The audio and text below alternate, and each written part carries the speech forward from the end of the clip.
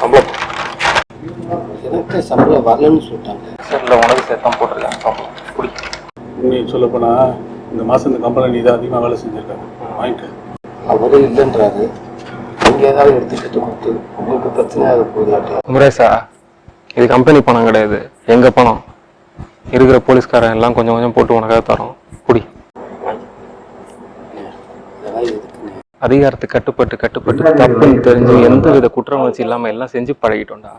அன்றைக்கி நீ செஞ்சது தப்புன்னு ஒரு வார்த்தை அந்த ஆள்கிட்ட சொல்லியிருந்தீங்கன்னா இந்த ஒரு மாதம் நீ கஷ்டப்பட்டுருக்கே வேணாம். ஆனால் அந்த ஆள் அவ்வளோ டார்ச்சர் பண்ணி நீ செஞ்சது தான் கரெக்டாக நிற்கிறல்ல. அன்னைக்கு வண்டியில் அந்த அம்மாவை நான் ஹாஸ்பிட்டல் கூட்டிட்டு போறேன்னா அவன் இறந்துருப்பாங்களே. அதைத்தானே நான் எல்லாருமே செய்யணும். எங்கேயுமே அதை செய்ய முடியலடா.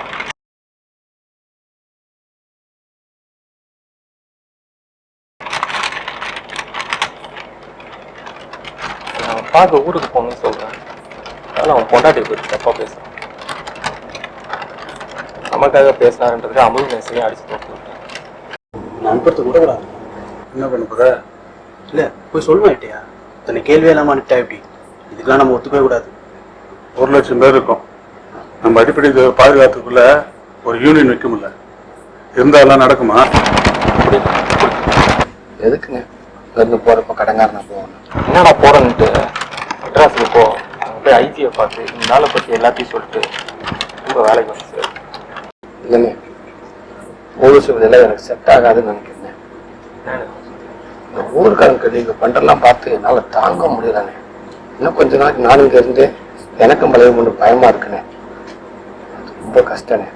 ஊரில் போய் கூலிக்கு ஏறி உண்டாவது எங்கள் அம்மாவை நான் காப்பாற்றிக்கிறேங்க. எனக்கான சிட்ட ஒரு 20 ரூபா பணம் கொடுத்துட்டு நான் வாங்கிட்டு அப்படியே கிளம்புறேங்க.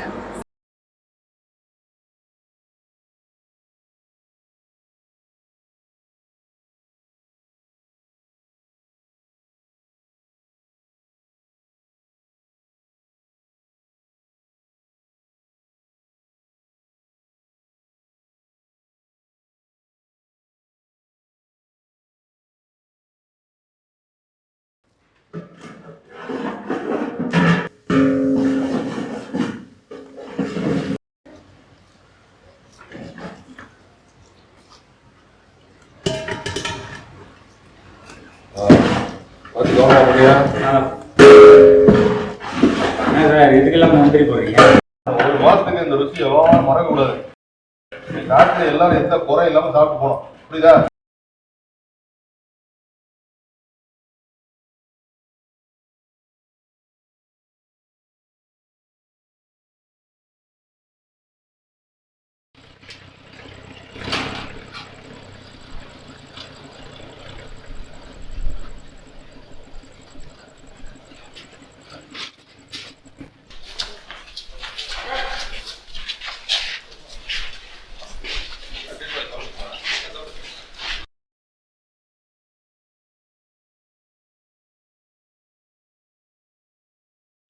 ஒரே சார் இன்னும் தட்டு வச்சிருப்பாரு.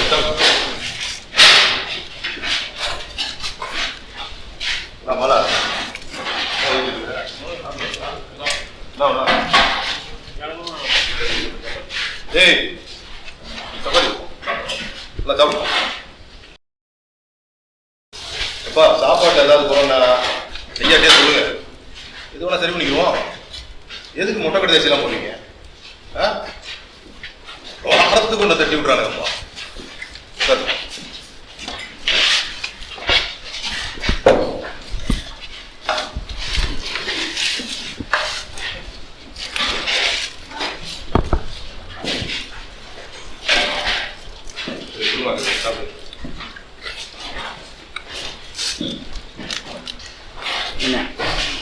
சாப்பாடு கல்யாணம் சாப்பிட்றோம். நல்லா இருந்துச்சு. சாப்பிட்டா நல்லா இருக்குங்க. சார் நல்ல சந்திரன் ஏட்டையை கூப்பிட்டு போய் ஓசியாயிட்ட மன்னிப்பு கேட்குற வழியை போய்.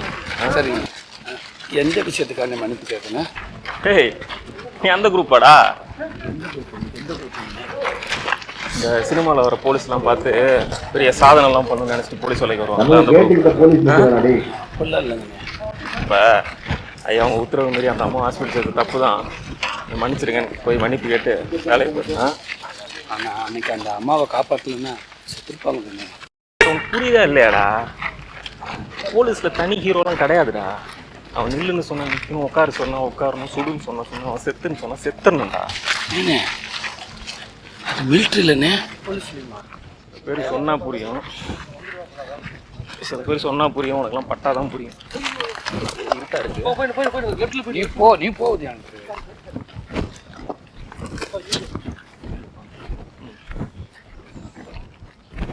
பேச அங்கங்கேயும் நம்ம ஆளுங்க உட்காந்துருப்பாங்க. நீ பாட்டுக்கும் போய் எங்கேயாவது நின்றுடாத.